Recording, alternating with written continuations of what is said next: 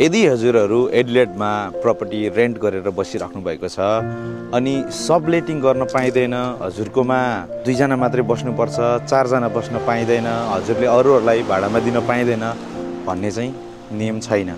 के छ भन्दाखेरि चाहिँ एज लङ एज तपाईको घरमा तपाईहरु 2 जना बस्नुभयो र तपाईले सबलेट गर्नुभयो अरूलाई, र त्यो कुरा चाहिँ हजुरहरूले चाहिँ हजुरको प्रपर्टी म्यानेजरलाई लेट नगर्नुपर्ने हुन्छ हैन।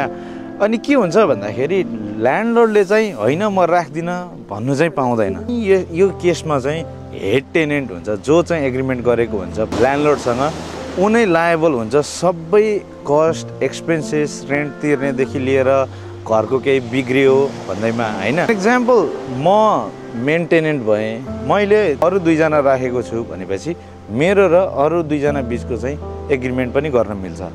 त्यसकारणले त्यहाँ आउने कस्ट एसोसिएट कुराहरू चाहिँ you can ask sub tenant, त्यसलाई चाहिँ सब लेटिङ भन्छ, सब लिजिङ गर्नु चाहिँ पाइन्छ साउथ अस्ट्रेलियामा। द्याट्स नट इलिगल, तर यु हेभ टु नोटिफाई तपाईहरुको प्रपर्टी म्यानेजरलाई। If you have any queries हैन, हाम्रो A1 रियल इस्टेटको प्रपर्टी म्यानेजरलाई रिच आउट हुनुहोस्। Thank you for watching.